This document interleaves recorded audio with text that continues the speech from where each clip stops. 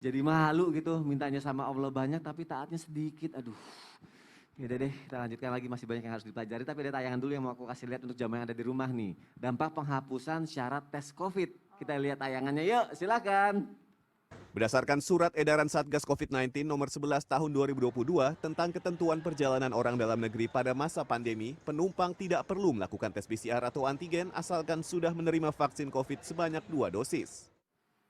Lagi-lagi ya masih ngebahas mengenai ujiannya. Semoga COVID ini juga cepat berlalu ya. Amin ya rabbal alamin gitu. Dan insya Allah banyak banget yang perlu kita pelajari gitu. Pagi hari ini contohnya aku lagi nih Abi nih ya. Kayaknya banyak banget ujiannya kesannya.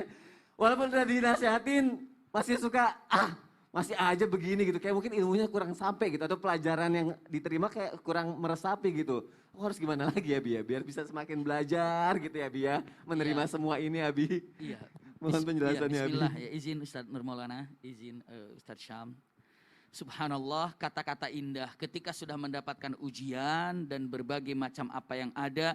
Lalu bagaimana agar bisa menerimanya terhadap apa yang terjadi. Punten, tidak ada satu keindahan bagi seseorang saat hidup di muka bumi ini kecuali menerima terhadap takdir Allah Subhanahu wa Ta'ala.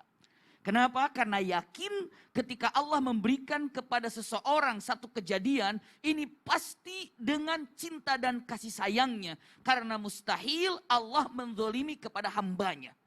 Pasti Allah memberikan sesuatu dengan cintanya, dengan rahasia yang ada. Idza ahabballahul abdu ista'malah.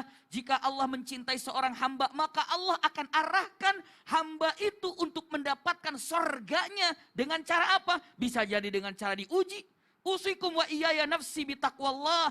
Ingat baik-baik kalimat ini yang sangat indah.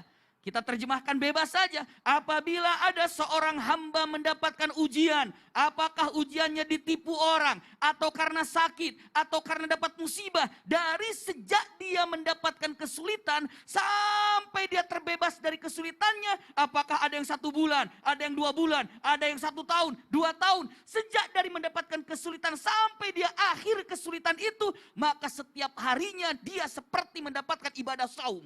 Masya Allah, ibadah puasa.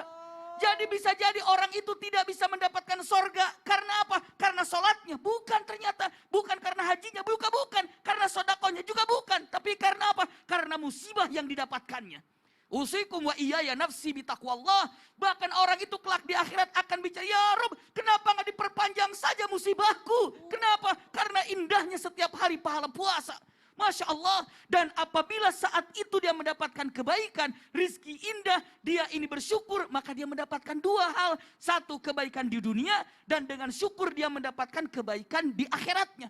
Masya Allah, cek baik-baik. Secara pikiran untuk manusia akan mengatakan ini keburukan, ini kesulitan gitu kan. Tapi hakikatnya adalah kebaikan. Contoh, ingat untuk kisah Nabi Yusuf alaihissalam. Begitu masuk penjara ada 2 orang yang bermimpi kan.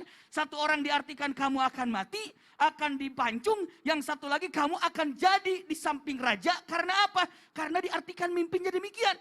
Kamu akan dekat dengan raja. Tapi punten, kata Nabi Yusuf, kamu yang akan jadi bebas dari penjara, nanti begitu sampai ke raja, sampaikan kalau ada seorang yang terzolimi, di mana? Di penjara, maka tolong, punten, dengan mengatakan, sampaikan kepada raja kalau ada orang yang terzolimi.